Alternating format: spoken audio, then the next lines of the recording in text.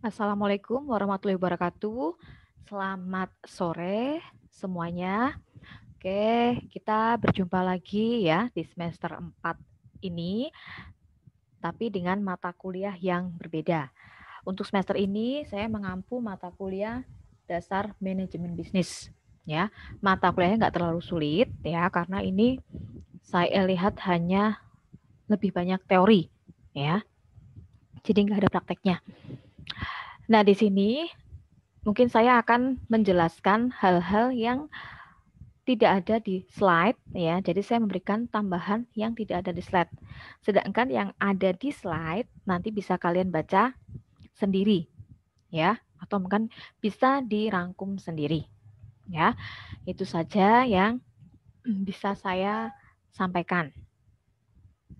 Oke, langsung saja kita masuk ke pertemuan pertama, yaitu materinya mengenai organisasi dan manajemen.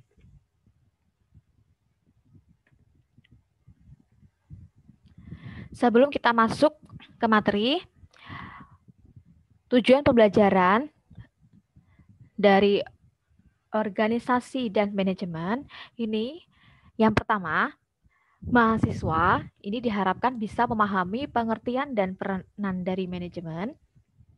Kemudian yang kedua, mahasiswa itu mampu memahami latar belakang sejarah manajemen. Yang ketiga, mahasiswa diharapkan bisa memahami fungsi dan proses manajemen. Kemudian yang keempat, mahasiswa bisa memahami definisi organisasi. Kemudian yang kelima itu adalah mahasiswa dapat memahami pentingnya mengenal organisasi. Kemudian yang keenam, mahasiswa dapat memahami bentuk-bentuk organisasi.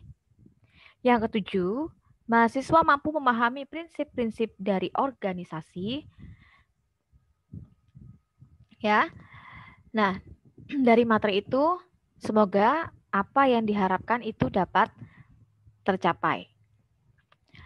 Nah, kita mulai dari pengertian manajemen. Pengertian manajemen di sini ada 3 ya secara singkat, yaitu pertama dari bahasa Perancis kuno, yaitu dari kata manajemen. Artinya ini adalah seni melaksanakan dan mengatur. Kemudian yang kedua yaitu dari bahasa Italia, yaitu dari kata manager ya, yang artinya adalah mengendalikan. Dan yang ketiga yaitu berasal dari bahasa Inggris, yaitu dari kata management ya, yang artinya adalah seni melaksanakan dan mengatur. Selanjutnya, pengertian dari manajemen itu sendiri, ini saya ambil dari 2 pakar ya. Yang pertama yaitu dari Mary Parker Folt, yaitu menjelaskan bahwa manajemen ini yaitu sebagai seni menyelesaikan pekerjaan melalui orang lain. Sedangkan yang kedua yaitu menurut Ricky Griffin. Ini mengatakan bahwa manajemen itu sebagai sebuah proses perencanaan, pengorganisasian, pengkoordinasian, dan pengontrolan sumber daya untuk mencapai sasaran atau goal secara efektif dan efisien. Selanjutnya adalah pengertian dari organisasi. Organisasi sendiri ini adalah sekelompok orang ya, di mana bisa terdiri dari 2 atau lebih yang bekerja sama secara terorganisasi, yaitu dengan cara yang terstruktur untuk mencapai tujuan. Sedangkan manfaat dari organisasi itu sendiri, yang pertama ya, supaya lebih efektif ya. Efektif di sini maksudnya apa? Maksudnya adalah doing the right things ya, atau mengerjakan sesuatu yang benar. Sedangkan yang kedua yaitu supaya lebih efisien. Nah, efisien di sini yang dimaksud adalah doing things right atau mengerjakan sesuatu dengan benar.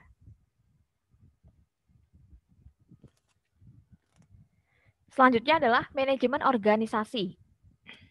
Nah, Pengertian dari manajemen organisasi sendiri yaitu proses pengorganisasian, perencanaan, memimpin, dan mengendalikan sumber daya dalam suatu organisasi atau entitas dengan tujuan keseluruhan mencapai tujuan. Di mana tujuan dari manajemen organisasi itu sendiri yaitu memberikan rasa aman dan kesatuan bagi para karyawan sehingga dalam kinerjanya itu bisa lebih efektif ya, terutama saat melakukan koordinasi ke berbagai departemen.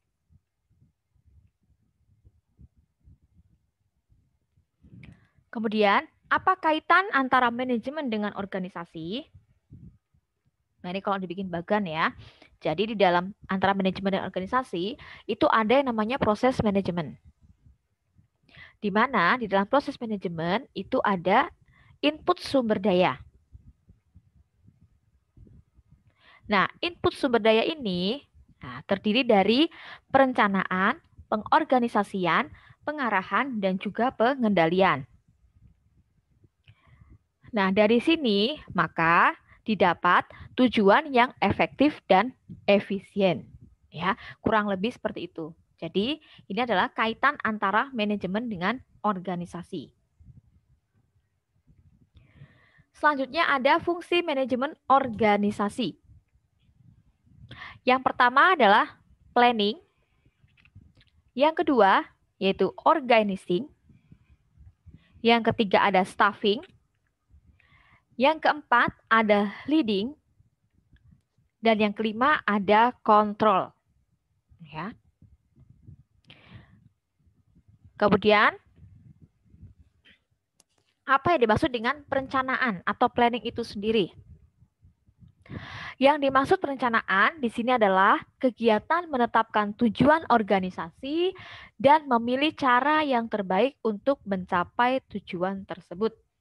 Ya.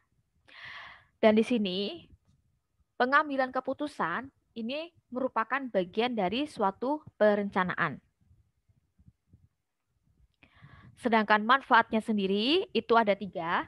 Yang pertama, yaitu mengarahkan kegiatan organisasi meliputi penggunaan sumber daya dan penggunaannya yaitu untuk mencapai tujuan organisasi.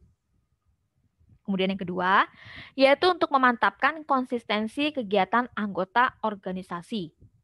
Dan yang ketiga, yaitu memonitor kemajuan organisasi. Selanjutnya ada pengorganisasian. Nah, untuk pengorganisasian sendiri ini digabung antara organizing dengan staffing. Di mana yang dimaksud dengan organizing dan staffing di sini adalah kegiatan mengkoordinir sumber daya, tugas, dan otoritas di antara anggota organisasi supaya tujuan organisasi ini dapat dicapai dengan cara yang efisien dan juga efektif. Nah, di dalam kegiatan ini dikenal ada yang namanya istilah organizational design, yaitu kegiatan menyesuaikan struktur organisasi dengan tujuan dan sumber daya organisasi.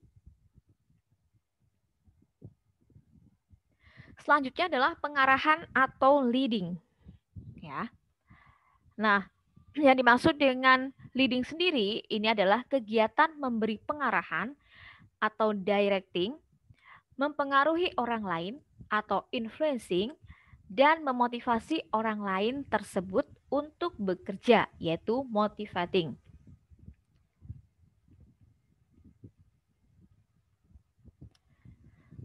Sedangkan pengarahan ini juga merupakan kegiatan yang paling menantang, ya. Mengapa? Karena pengarahan ini berhadapan langsung dengan manusia itu sendiri. Jadi face to face, ya. Kadang ketika kita melakukan suatu pengarahan, nah itu ada tantangan sendiri, ya. Ada yang mudah memahami, ada yang sulit, ada yang menentang, ya. Ada yang mau mengikuti kebijakan. Nah, ini merupakan kegiatan yang sangat menantang, ya. Selanjutnya adalah pengendalian atau controlling. Yang dimaksud dengan controlling di sini yaitu kegiatan yang bertujuan untuk melihat apakah kegiatan organisasi ini sesuai dengan rencana atau tidak. Ya, di mana controlling sendiri ini memiliki beberapa fungsi.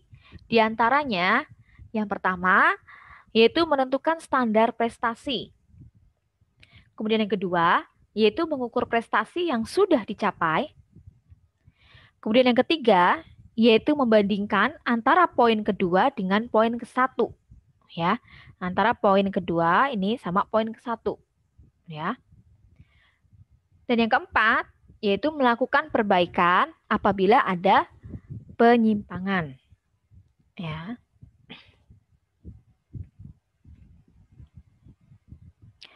Selanjutnya, kita mengenal adanya struktur organisasi. Ya, jadi kalau kita mengikuti suatu organisasi, itu pasti kita akan berkenalan ya atau mengenal apa itu struktur organisasi. Nah, yang dimaksud dengan struktur organisasi sendiri ini adalah mengidentifikasi tanggung jawab bagi masing-masing jabatan pekerjaan, hubungan antara jabatan-jabatan itu sendiri. Ya. Dan di dalam struktur organisasi itu ada yang namanya alur perintah. Apa itu alur perintah? Yaitu mengidentifikasi posisi pekerjaan kepada setiap tipe karyawan supaya bertanggung jawab dan memberikan laporannya.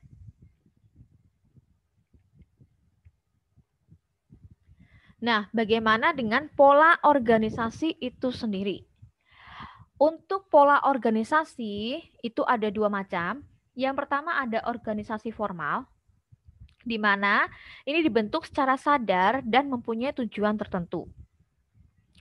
Menggunakan sistem tugas, hubungan wewenang, tanggung jawab, maupun pertanggungjawaban yang dirancang oleh manajer supaya pekerjaannya itu bisa dilaksanakan sesuai dengan peraturan yang sudah disepakati bersama.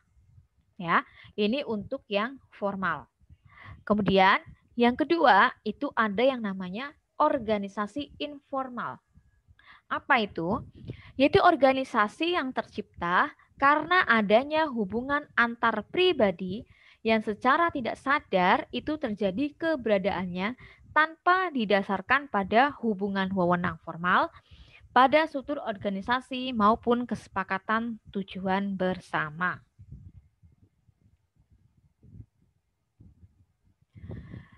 Nah, untuk bentuk-bentuk organisasi sendiri, ini ada beberapa. Yang pertama, yaitu ada organisasi lini. Ya. Kemudian yang kedua, itu ada organisasi fungsional. Yang ketiga, itu ada organisasi garis dan staf. Kemudian yang keempat, ada organisasi fungsional dan garis. Yang kelima, yaitu organisasi matrik. Dan yang keenam adalah organisasi komite. Nah, apa perbedaannya? Nah, perbedaannya bisa lihat kita dari bentuk-bentuknya. Yang pertama adalah organisasi garis. Nah, kalau garis bentuknya kurang lebih seperti ini. Ya, di sini ada direktur, kemudian setiap di bawah direktur itu ini membawahi 4 orang manajer, ya, di mana ada manajer keuangan, operasional, pemasaran, dan SDM. Dan masing-masing manajer ini akan membawahi karyawannya masing-masing.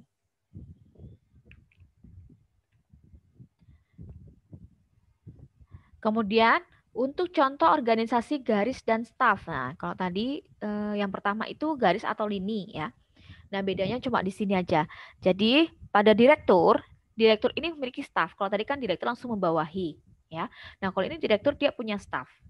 Ya, jadi punya staf sendiri. Selain itu, direktur juga membawahi seperti tadi, yaitu keempat manajer seperti keuangan, operasional, pemasaran, dan SDM. Di mana masing-masing manajer ini akan membawahi karyawannya masing-masing. Kemudian yang ketiga, yaitu ada organisasi fungsional. Nah, kalau fungsional, ya, ini sini ada direktur. Nah, kemudian dia ada membawahi beberapa manajer ya. Di antaranya ada keuangan, operasional, pemasaran, produksi dan SDM.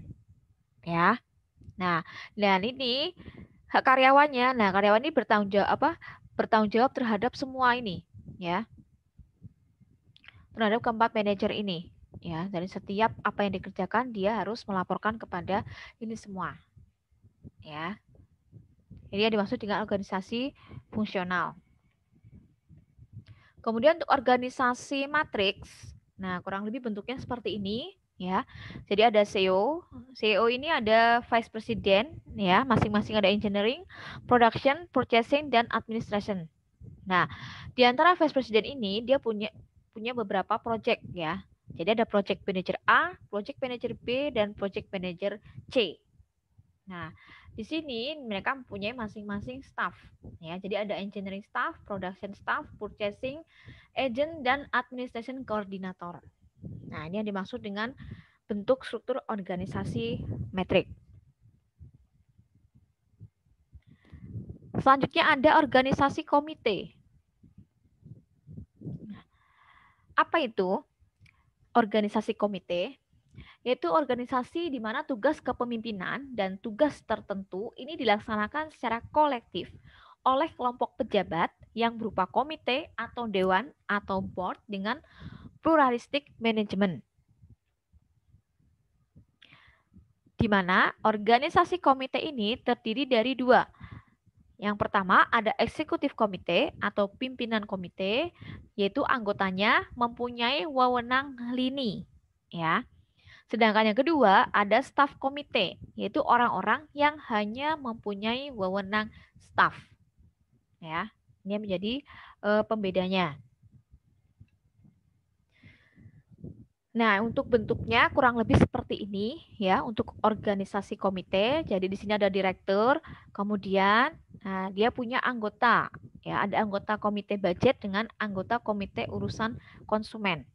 Untuk budget ini ada bagian produksi, keuangan, pemasaran dan personalia.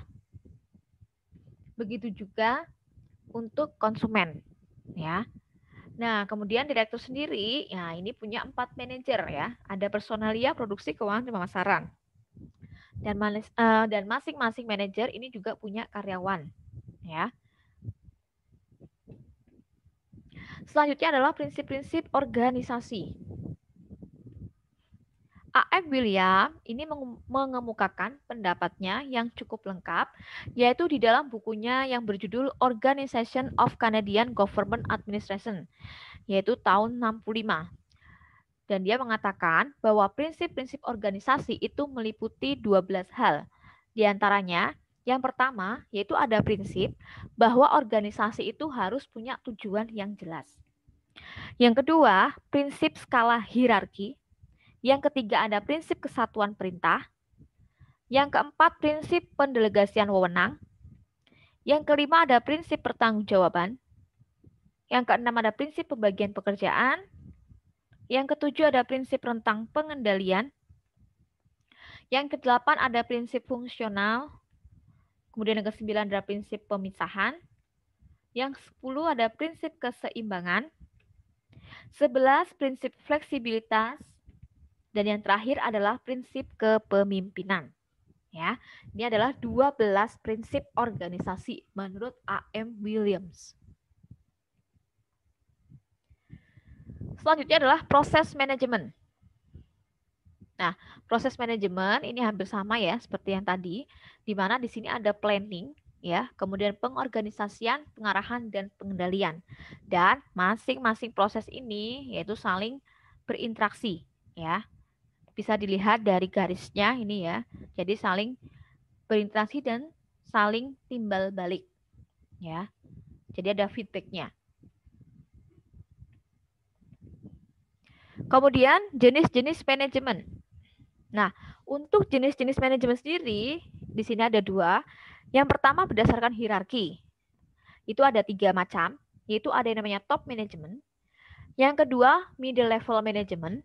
Kemudian yang ketiga ada lower level atau first line.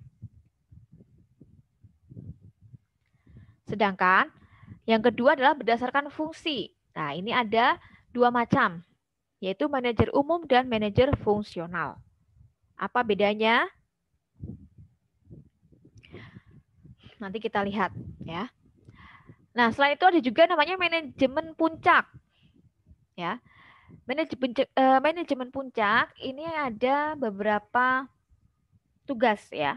Yang pertama itu dia bertanggung jawab terhadap organisasi secara keseluruhan. Kemudian yang kedua yaitu menentukan tujuan, strategi, dan kebijakan secara umum. Dan yang ketiga yaitu menentukan keputusan-keputusan yang strategis. Ya, ini adalah tugas untuk manajemen puncak. Selanjutnya ada manajemen menengah. Manajemen menengah ini tugasnya adalah melaksanakan tujuan, strategi, dan kebijakan yang telah ditetapkan oleh manajer puncak serta mengkoordinasikan dan mengarahkan aktivitas manajer tingkat bawah dan juga karyawan operasional.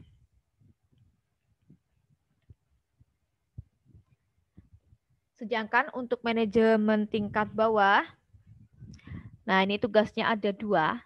Yang pertama adalah mengawasi karyawan secara langsung, dan yang kedua adalah mengawasi dan mengkoordinasi kegiatan operasional yang dilakukan oleh karyawan. Sedangkan tugas untuk manajer umum, ini ada dua. Yang pertama adalah mengawasi unit atau divisi tertentu yang mempunyai beberapa bidang sekaligus. Dan yang kedua, yaitu bertanggung jawab terhadap aktivitas divisinya. Ya. Nah, aktivitas itu apa saja? Ada pemasaran, keuangan, operasi, dan lain-lain. Kemudian, di dalam mengurus manajemen itu butuh yang namanya keterampilan manajemen. Nah, keterampilan manajemen sendiri ini meliputi beberapa.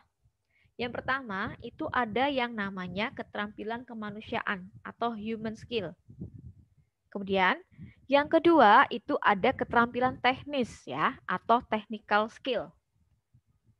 Kemudian yang ketiga itu ada keterampilan konseptual ya atau conceptual skill. Yang keempat itu ada keterampilan motivasi atau motivation skill. Dan yang kelima itu ada keterampilan teknologi informasi.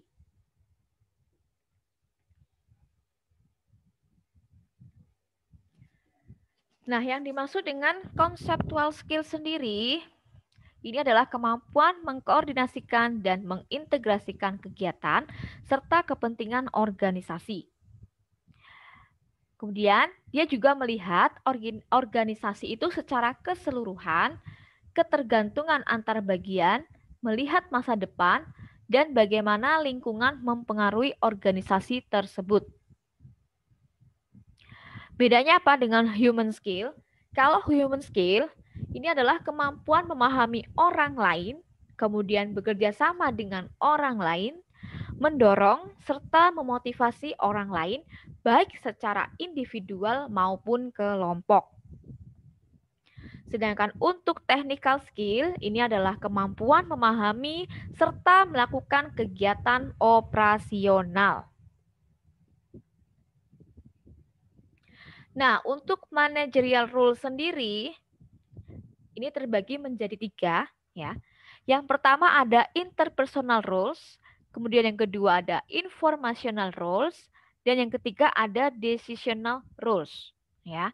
Untuk interpersonal roles sendiri ini meliputi yang namanya figurehead, kemudian ada leader dan liaison ya.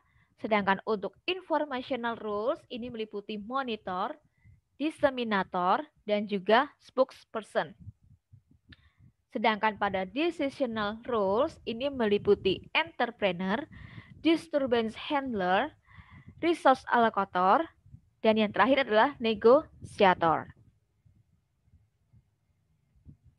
Nah, perbedaan pada masing-masing untuk interpersonal role, nah yang dimaksud dengan figurehead ini adalah peran figur bapak di mana lebih merupakan peranan manajer sebagai simbol pimpinan serta menjadi simbol dan personifikasi organisasi yang dipimpinnya.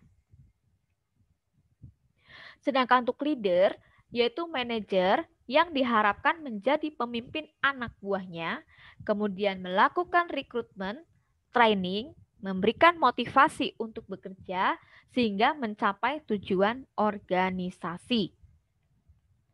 Dan untuk liaison, ini adalah memainkan peranan penghubung baik dengan pihak di dalam organisasi maupun dengan pihak yang berada di luar organisasi. Sedangkan untuk informational role itu yang pertama ada monitor. Monitor sendiri di sini maksudnya adalah manajer itu selalu aktif mencari informasi yang bermanfaat untuk organisasi. Ya. Kemudian untuk diseminator di sini manajer mendistribusikan informasi yang diperolehnya kepada pihak lain, khususnya kepada bawahannya. Dan yang ketiga ada spokesman, ini adalah manajer sebagai wakil organisasi yaitu dalam menyampaikan informasi kepada pihak luar. Ya. Dan yang terakhir yaitu mengenai decision role. Nah, decision role ini meliputi yang pertama ada entrepreneurship. Maksudnya adalah bahwa diharapkan organisasi ini selalu berusaha ya atau bisa memajukan organisasi itu sendiri. Yang kedua ada disturbance handler, yaitu mampu menyelesaikan gangguan yang mungkin muncul sewaktu-waktu. Kemudian untuk resource allocator, ini adalah mampu mengalokasikan sumber daya yang terbatas. Dan yang terakhir yaitu ada negosiator, yaitu mampu melakukan negosiasi dengan pihak-pihak terkait. Ya. Oke. Untuk pertemuan pertama ini saya berikan tugas ya. Ini libur sudah lama ya, kita libur sudah lama. Nah, supaya lebih produktif lagi, lebih ya semangat lagi. Kebetulan karena ini mata kuliahnya teori, maka saya kasih tugasnya juga yang berbau-bau teori. Untuk tugas pertama, ya, ini ada 9 soal. Nah, silahkan dikerjakan dengan baik, ya. Jadi saya harap tugasnya itu diketik yang rapi, tolong jangan copy paste, ya, seperti yang sudah-sudah, karena saya perhatikan kadang suka ada yang copy paste. Ya, jadi nama isinya sama, kemudian namanya berbeda tapi kadang lupa, NIM-nya tidak diganti ya atau sebagainya, itu banyak ya kejadian-kejadian yang tanpa disengaja atau disadari oleh si pencontek ya. Oke, itu saja ya materi untuk hari ini. Dan mulai semester ini untuk tugas semua ada jangka waktunya ya. Jadi kalau misalnya diberikan waktu 1 minggu, silahkan dikerjakan dengan baik 1 minggu. Karena kalau lewat daripada itu kita sudah tidak memberikan jangka waktu, jadi kalian tidak bisa upload lagi ya. Sesuai dengan waktunya. Jadi misalnya waktunya terakhir hari Minggu jam 9 malam, yaitu sudah.